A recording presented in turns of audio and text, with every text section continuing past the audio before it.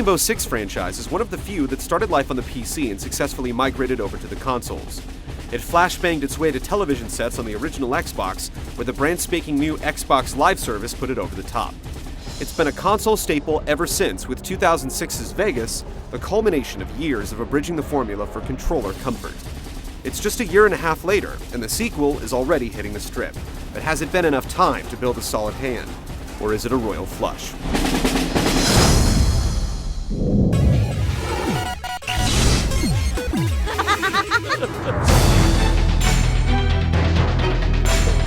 The first trip to Vegas told a chilling tale of the ultimate mancation destination crumbling into a cloud of dust. It shook men at their core, convincing them to plow forward through the neon jungle in search of vile terrorists that would hope to destroy their paradise. Vegas 2 does double duty as prequel and sequel, as it jumps through time, making it extremely difficult for those who didn't enlist the first time. Not that it matters. You're after a terrorist, and just when you seem to catch him, he slithers between your fingers and gets away. The story is practically transparent, told mostly through on-the-fly briefings and picture-in-picture events. It's probably best that way, but that can't hide the fact that it's a far cry from the Tom Clancy novel.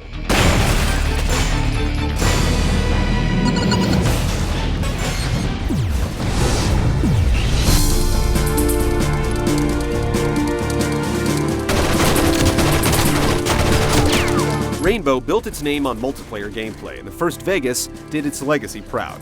The sequel doesn't disappoint. You can play with 4 friends through 12 different maps in Terrorist Hunt, setting just about every conceivable parameter to make it as challenging as you want it to be. Adversarial options are solid, though fairly traditional. The typical deathmatch and team deathmatch clashes will always be fun when one burst of machine gun fire forces a respawn. And you get some more strategic modes as well. Attack and Defend plays like Counter-Strike, where one team has to plant and detonate while another tries to defuse. Then there are takes on VIP and territories to round out the mano-a-mano battles. Normally, we talk about the single-player campaign first in our reviews, but it's such an afterthought in Vegas 2 that we almost consider it an extra. It's painfully short and repetitive, and while you can play cooperatively with a friend, the second gunner has no control over squad tactics. Prepare for entry. If you're a fan of the series, then the lack of a compelling or lengthy campaign won't hurt much. If you're looking for the next shooter epic, then keep on hunting.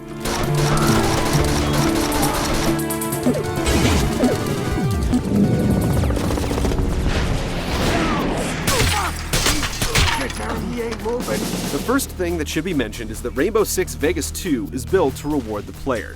Everything you do in every mode you play gives you experience points. These points then unlock new gear and weapons for use both online and off. While it doesn't quite reach Call of Duty 4 levels, it makes sure that you never feel like you've wasted your time. The campaign is all about leading a 3-man team through networks of office buildings, casinos, and convention centers, clearing them room by room until you reach a waypoint, at which point another waypoint is presented and the process repeats itself. It all becomes repetitive rather quickly. You walk up to a door, use the snake cam to survey the next room, tag any enemies, and then allow your squad mates to invade using smoke, flashbang, or frag grenades. Then you run in to clean up any stragglers.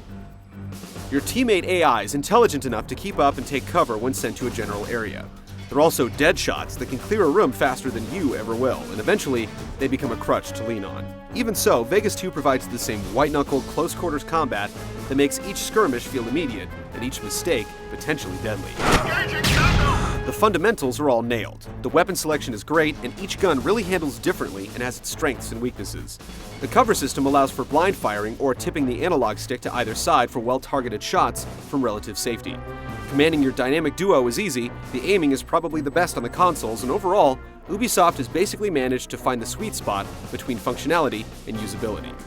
At the same time, this was the case with the first Vegas, and the addition of the sprint is more about keeping up with the Joneses than breaking new ground.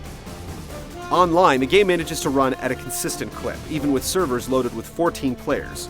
Vegas 2 technically supports up to 16, but in order for that to happen, the server must be dedicated, so these instances are rare.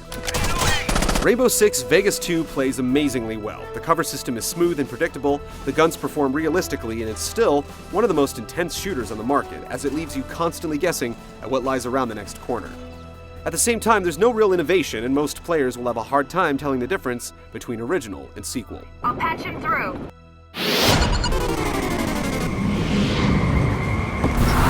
If they were, we'd be... When the original Vegas was released, it was absolutely stunning. Bathed in the neon of the Strip, it has a very distinctive look, and shootouts inside casinos don't hurt its appeal either. The sequel takes you away from the action to desolate signage graveyards where Sin City's failures go to die, and through abandoned convention halls rife with blatant in-game advertising. The stellar character models only make the drab environments all the more obvious, and Vegas 2 stands as a testament to how quickly standards can change in the HD era. It's not an average-looking game by anyone's estimation, but it's not on the bleeding edge either.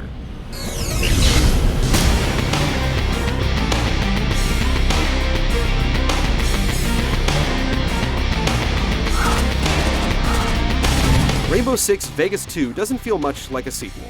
The limited development time has allowed for a few improvements in a truncated, forgettable campaign.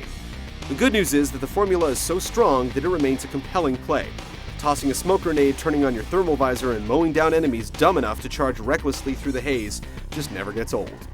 It still enables the minute-by-minute survival instinct that keeps online servers flooded, but those without an online option will feel a disconnect from Rainbow Nation.